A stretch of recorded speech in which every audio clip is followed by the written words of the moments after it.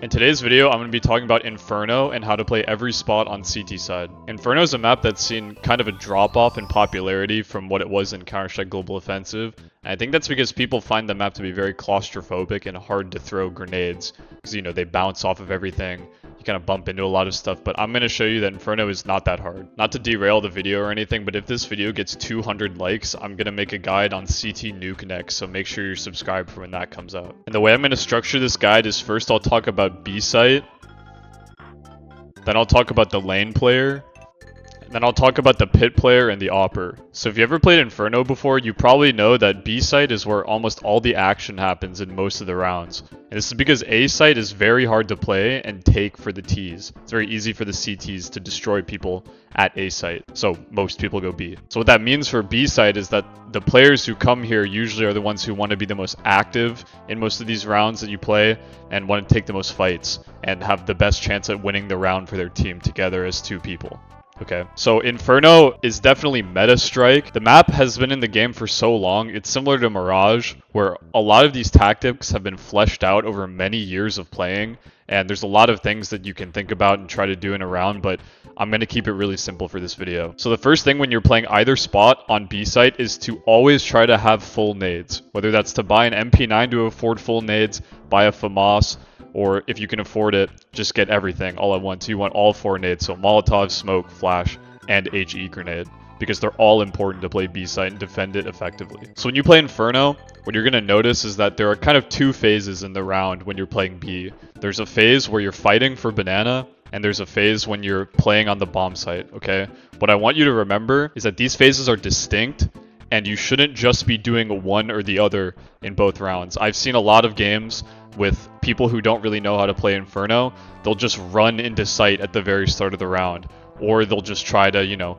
hold W down banana. If that doesn't work, then they just keep doing it, you know, until it works maybe, and usually those games you're losing.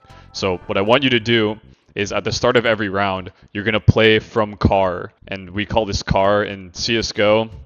And I'm not sure if it was in Source, but this used to be a car for almost 10 years. So this spot right here is called car. And so I want you to split up your roles into 2 people, okay?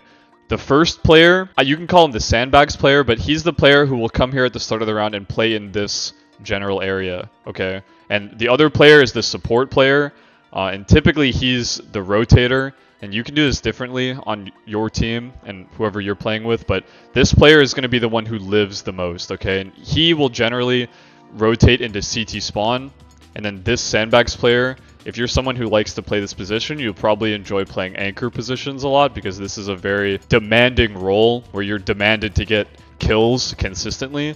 So like you're going to be playing somewhere in like first box, second box, new box, dark. A lot of these positions are going to be your domain, while your rotator teammate is going to play more in CT and in coffin. That's just generally how each round is going to go. Okay, so if you're playing solo or duo queue, typically you're not going to have a third player coming banana. And if you watch any pro Counter-Strike, you'll notice that the CTs are starting 3 banana most of the rounds. And when I talk about the lane player, I'll explain why. If you're a solo queue player, you can do this too, and it'll be very effective in your games. But generally, you're going to be playing as 2 players at banana, so you need to know how to play as 2 players in banana. Okay, so let's say you're the sandbags player, and you're coming out of spawn into banana.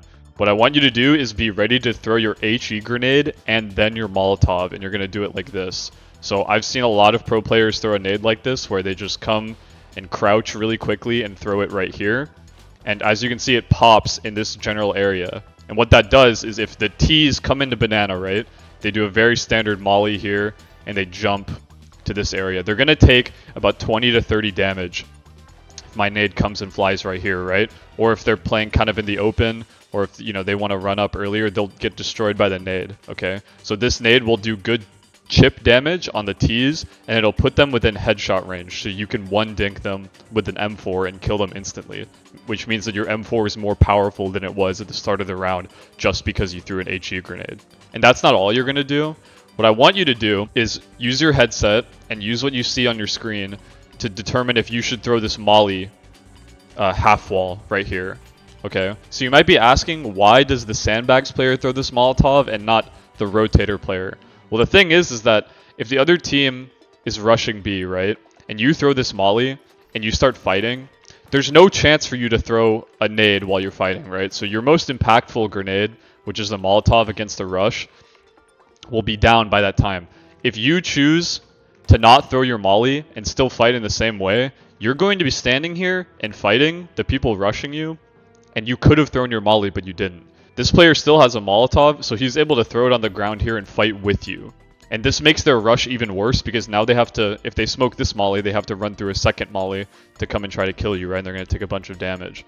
So that's why this player will throw his molly. And once you start playing against slightly higher level opponents on this map, a lot of them will throw a Molotov towards car here. And this molly is pretty hard to fight with as a CT, right? Because you're going to be in this molly, or if they throw a deeper one, let's say they throw it like this. Right? This is very hard to fight with, even like in angles like this, right? Everything is blocked off. So what you're doing is, as a sandbags player, you come, you see this molly, you give it about 1 second, and then you throw your molly here. And why do you do this? Well, this molly is going to last for about 7 seconds, right? And so is your molly. But if you delay your molly by 1 second, what you're doing is you're forcing your molly to be up for longer than the other team's molly. Okay, so that means that you're able to take fights behind your molly if you wanted to, and it gives the other team the impression that you could be doing that, while it also blocks the other team from getting close half wall. Okay, and if you threw your molly before the other team's molly goes out, right? Now, look at this molly. They know they can't be peeked from car. This molly came out, and I'm able to walk up all the way close to here. Well, when you apply this small detail, and this molly comes out, and then this molly comes out, right? If I'm a T, I'm looking at this, okay, it's clear. Oh shoot, he can peek me, right? And I still can't be close in this area. So now a CT, if they wanted to, you know, maybe just throw a random flash and fight, they actually can, because they know that this has to be clear, since nobody could have walked up in that half second without you hearing them, right? So this is the first stage. And again, like I said, when I first started talking about B-Site, is that all of these things have been fleshed out over so many years that it might seem a bit more complicated than some of the other solo bomb sites. But again, it's because you're playing with a second player, so you have to be able to combine your efforts and play in a way that's effective against the other team. And I promise you, if you can apply even half of these concepts to your competitive games or your premier games, you're going to have a ton of success compared to the other team on your CT side. So just remember that. Okay, before I talk about the second player's role in this, just remember at the start of the round, the sandbags player is supposed to be nading and then mollying. Okay, so this molly will be up while I talk about these things because it'll all happen pretty quickly. And so as the rotator player, I want you to also throw a nade like this. Because what this will do is, now that you're double nading this, if anybody wants to come and run up close behind this molly, like they think they can rush or something, they're just going to get completely destroyed. If they don't die to 2 nades, they'll be on 1 HP, the entry player. And if they try to run through a molly, you can just tickle them and they'll die. This nade is super strong. And then as this player, since in CS2, nades are much more forgiving, especially smokes and mollies, it's really, really good if you think, right, and you have to put your thinking cap on for this, if you think that the other team isn't going to be in banana because you've been throwing so many nades at them, it's really good to throw a smoke like this and a molly like this, simply, where I just walk forward and throw it. And mollies can be inconsistent, but look at how big this molly is, right?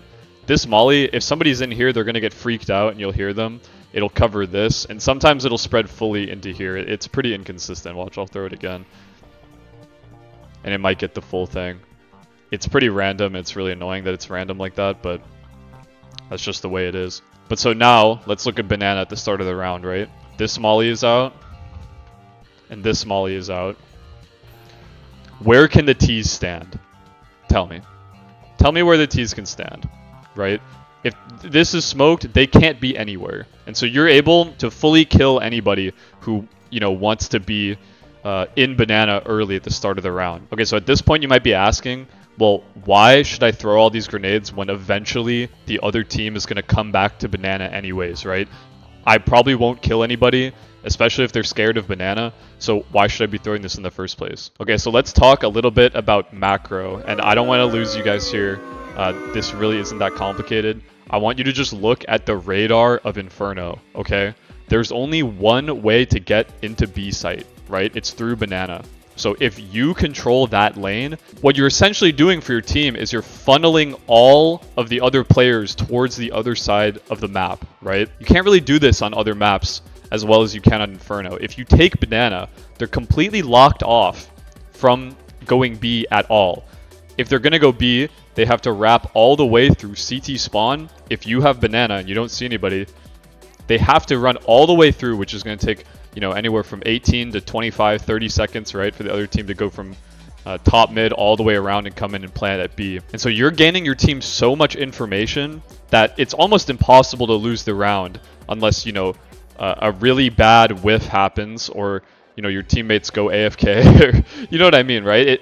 It's a very high win percentage round for the CTs if you're able to completely take banana uncontested, okay? That's why you do all of this. And I uploaded a video of me playing matchmaking where I'm just completely destroying the other team.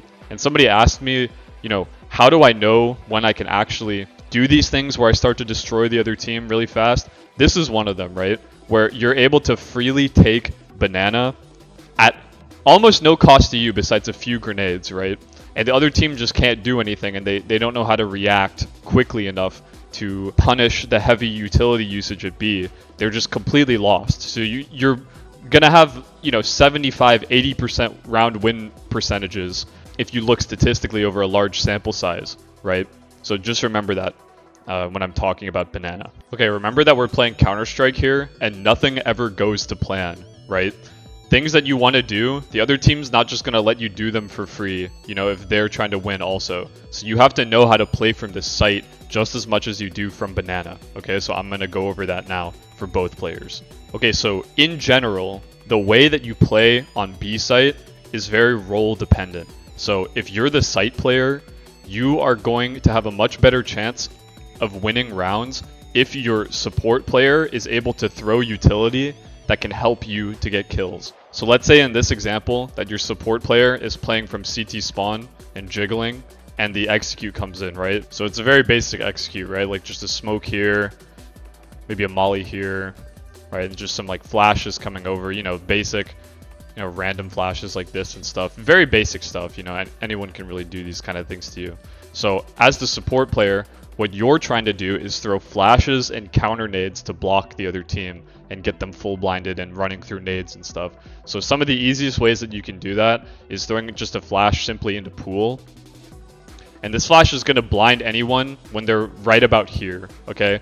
And this is one of the most dangerous places for the T's to be in because you're so exposed in the open and there's so many angles that you can get peeked from, right? Look at this. If you're in this area and you're full blinded, there's 1, 2, 3, 4, 5, 6, 7 different angles that you could be peeked from, right? And all of them are a good fight for the CT against a full blind T in this area. So throwing a flash like that is very good. If you're kind of behind a little bit and your timing isn't very good, you can throw flashes over B site like this. And apologies for the flashbang, it's very annoying. I don't know how to turn it off in CS2. But you can throw flashes that pop in this general area. And what this is going to do is, let's say your site player is playing here and a flash is coming in to blind the T's, right? If the flash is up here and the other team is looking at site, there's no way for them to dodge this, right? I guess if they were doing this, they would dodge it, but who is doing this, right? This is not a real way to take space as a T. They're going to be running up like this, or they're going to be running up like this, or they're going to be running into here. And notice how this area of the site is always in view of the T's when they're running in, okay? So your player here is going to have a very easy time getting kills on people full blinded in the open, especially like this guy's standing up, you see his head, bang, see his head, bang, bang, right? That's the easiest way that you can support your teammate from CT spawn. Okay, so either position that you're playing on this map, if you have extra nades and you really think that a execute is coming in and it's not a fake execute, you need to find a way to dump all of your nades as fast as possible, okay? So let's say you didn't do what I was talking about earlier in the video and you have nades like a molly and a flash as the site player, right? I saw these nades recently. They're very, very easy. You come into this corner. This is a very common position to play in first box, because if your teammate is getting information here, you don't have to worry about anybody walking up on you, right? Because, you know, they have to be here at first contact. So you're playing here. I want you to crouch in this corner all the way in here, and see these dots? There's 3 of them. You count 1, 2, 3, and you just look at this dot. It's the smallest of them, so you can remember that. And you just do a left click throw. As you can see, this Molotov's the entire area. So if you hear the execute coming in and you're in this position, you can just stand here looking at this, waiting, boom. And then you can also do a flash in the same way too, like that, and take a peek like this on anybody who, you know, might be playing here behind the molly, waiting, and they're just going to get destroyed by a flash that pops in this area, right? You can do similar stuff from here.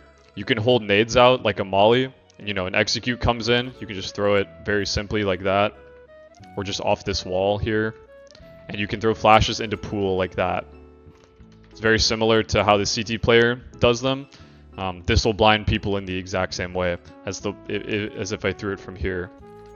And then going back to the support player, it can be very good to try to find a timing where, let's say, CT spawn is smoked, right? Super common. You want to try and find a timing to come through and fight the execute when the T's probably won't be looking at you, okay? So whether that means right-clicking a flash, and it'll take a lot of time to figure out the perfect timings to do this, and you're never going to get it perfect, but stuff like this where the enemy team is probably looking in this general direction, right, and looking at coffins and stuff, they're not going to expect you to come through the smoke. And the same thing is true if they're running up here, right, looking for people to fight.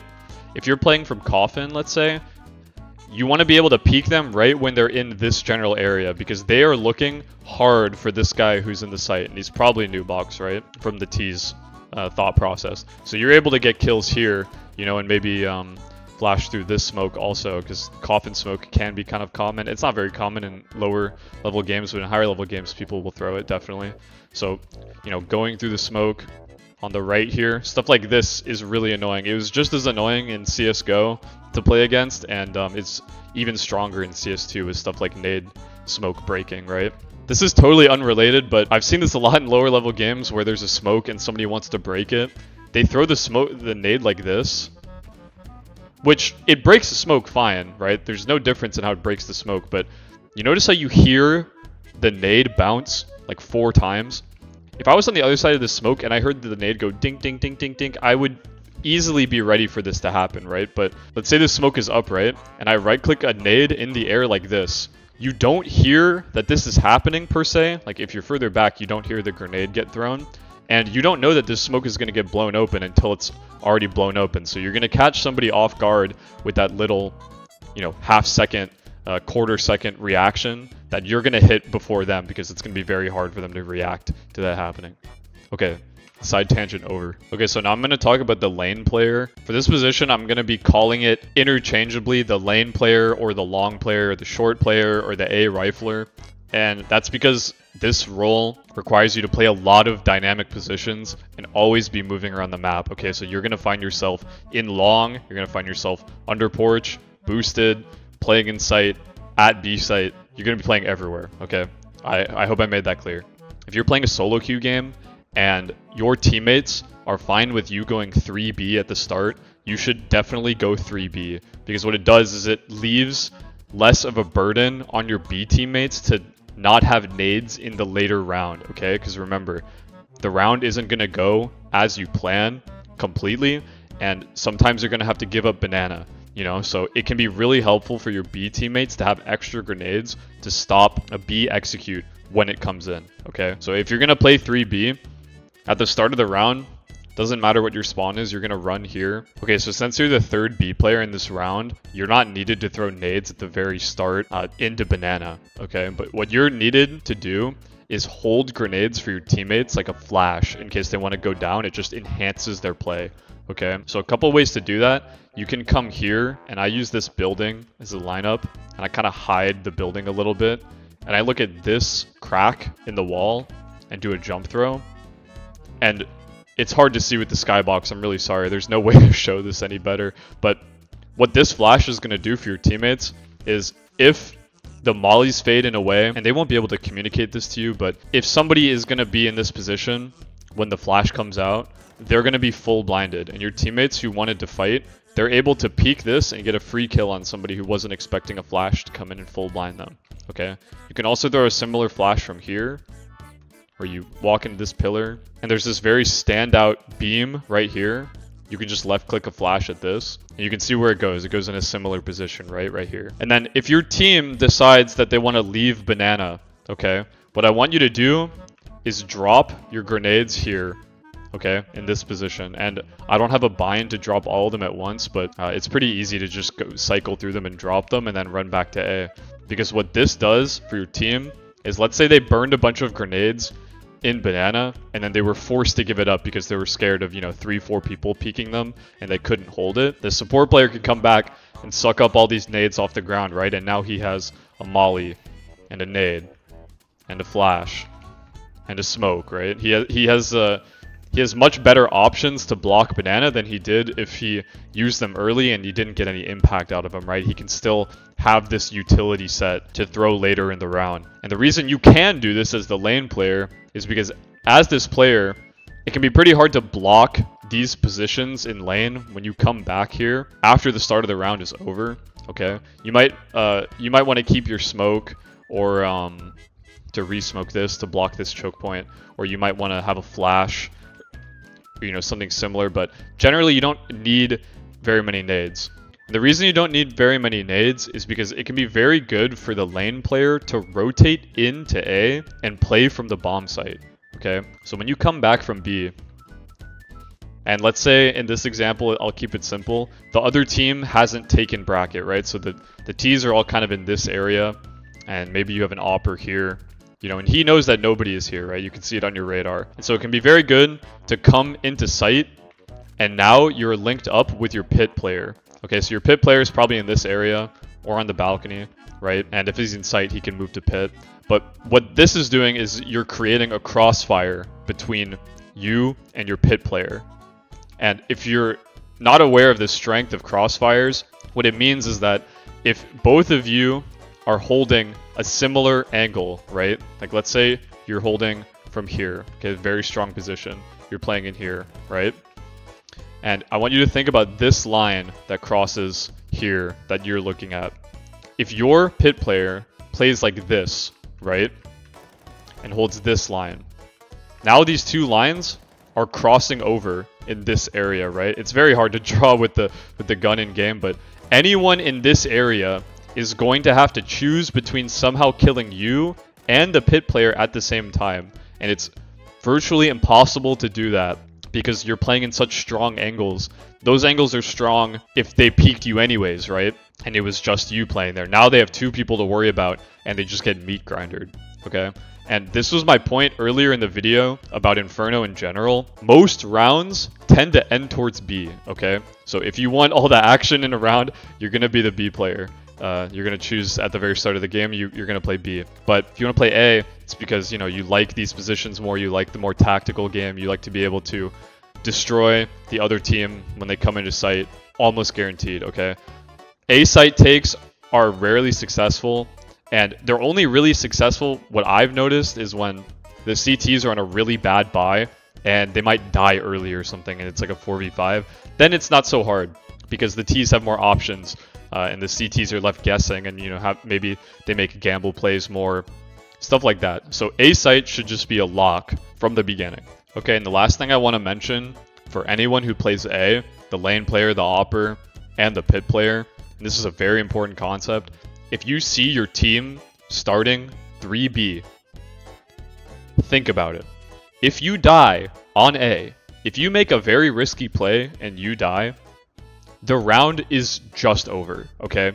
If the Ts kill you immediately, there's one player at A. Look at all these things that one player has to hold. He has to hold apps, he has to hold boiler, he has to hold top mid, right? And if he's playing here, he can't hold apps, right? Somebody could just be running out apps at any timing. If he's playing in here, he's extremely exposed, right? People can just come up here for free and, you know, clear everything. If he's playing apps, people can be going into long, right? you have to remember is that this is how you lose the game instantly, okay? So I want you to just not die when your team is playing 3B, okay? I've had advanced playoffs teams where people do the exact same thing. It's just that nobody drills it into their heads that they cannot die or play in a way that is overly risky to where you'd watch the demo and say like, holy shit, I'm running it down, okay? I hope that makes sense because it's super important. Okay, so now to talk about the pit player. When you come out of spawn, you're always going to route like this through library. You can shoot these bottles for fun. And you have a choice whether you want to go apartments or boiler. Your main goal at the start of the round should be to deny apartments as much as you can realistically by yourself. Okay, so if you're not playing a setup or doing something crazy at the start of the round, it's very good to just come here and molly this. Now, the spawns have shifted slightly from CSGO. It used to be 1 minute 41 seconds, but I would throw it at maybe 1 minute 42, because if the other team holds W and rushes, they should have to put this molly out, okay? And if the other team smokes this molly and they try running through, it's very easy for you to just kill all of them, okay? You can easily kill 5 people with Glocks running through this smoke, okay? Because it's just such an easy choke point, okay? So mollying this, generally, is very good at the start of the round. You can start boiler, okay? You can run along this way and come into boiler. And what this does is you see the ring of sound that I'm making. If the other team runs up alt mid, they will make the same ring of sound and you'll be able to hear how many people are here, right? And at the same time, you can simply throw a molly like this and it fakes that you're in long haul, right? The T's probably not going to notice where this molly came from and he's just going to think that you're playing from long haul, right? Even though you're in boiler. Something that I really like to do is to throw a nade here also, because if a T kind of is autopiloting in here and he sees this molly and he's getting ready, he's going to eat this nade for a ton of damage. So I would throw this molly at 1 minute and 38 seconds to get the most impact out of it. Your mileage may vary on that timing, but 1 minute 38 is just a good benchmark. And so as this player, generally you're going to be playing most of the rounds from pit, okay? That's why it's called the pit player, but you can also play from mini pit here, or you can play on top of balcony, but you're responsible for playing this side of the site, because when your teammate rotates in from wherever he starts, he's going to be playing a crossfire with you, right? If you both go to pit, you can't play a crossfire, you're just playing the same position, obviously. You're going to path back towards here, and mainly be responsible for holding apartments, okay? You can play like this, or you just jiggle. You can hold like this. You can play down here, right? And if somebody walks out apartments, they should just get demolished by you, okay? If somebody tries to, you know, ego walk out, this is a terrible play because you should be playing it properly, okay? It's not a terrible play if the other team's not playing properly, but that's another story, okay? So you should pretty much destroy anyone coming out of apps. And then if your teammate, let's say they have an op holding apps or something like this, right? You can do the same thing for short. So you can jiggle here with a smoke out, or with a molly, or with a nade, right? And then once you see somebody, you can throw nades off of this. If the other team decides to molly you in big pit, you can just throw smoke on it, right? You can still live in big pit, and, you know, maybe play around this smoke on the edges here, and, you know, maybe get a kill on somebody coming through. And so, again, this is like any anchor position. You want to be trying to live as long as you can, because there are actually not a small amount of pro games where this player will be in pit, he'll have smoked himself off, and then for whatever reason, you know, maybe it's a 3v3 or a 2v3 for the T's, right? They have 2 people alive. This player is still alive while the bomb is getting planted. Okay, so that's how good pros are at staying alive, because they're able to be in this position. The other team is doubled on site planting the bomb, and he's still here, right? You know, you might as well just spawned in on this retake and just no-clipped into this position. It makes the retake incredibly easy because you stayed alive for so long. Okay, so just remember that it's your job to stay alive as long as you can. Okay, so as an Awper, there's a lot of fast peaks that you can go for at the beginning of the round, okay? So probably the best one that I would do on most rounds is you run here like this. You come here with the op, and you post on this peak right here, okay? So you're not posting deep, okay? You're posting here, because a lot of people will like to jump into Mexico or wide swing mid, and it's a very easy kill if somebody wide swings here, right? They basically stand no chance against your op because you're just going to kill them instantly. If you peek deep, you're kind of peeking into this guy who's holding an angle like this, and this is an extremely free kill for this player because look, he's playing this like weird headshot angle, and if you peek with just an arm, you can die to that, right? So I wouldn't peek all the way deep, I would just peek like this. And if you don't see anybody jump here for the first 1 to 2 seconds, you should have full nades. So what you can do to delay is throw a Molotov like this very simply. Because if you think about how the other team is running up, they'll be running up here and they'll see this molly here. So now they're just kind of stopped from whatever they were trying to do. If they were trying to jump up here super fast, like that, right? Since this barrel's not here anymore, they're completely denied. They have to wait for this molly, and it gives uncertainty to the T's, right? So you can throw that and fall back, and then you can always play angles like this. There's a reason why there's a lot of highlights from this position with the op, and a lot of easy 1Ks, because this is just such an easy place to play and just kill the guy who dry peeks you or tries to fight you early, okay? Because if you think about it from the T's side, if you're trying to come in and peek this, there's this angle, there's an off angle, there's this angle, and there's this angle, right? And so if you wide swing all of them, I wouldn't give it a 25% chance that he kills you picking any of these, but probably a bit higher than that because, you know, people can flick. But he has to commit to one of these, right? He can like peek this, and if you're posted on the op and the off angle, he dies, right?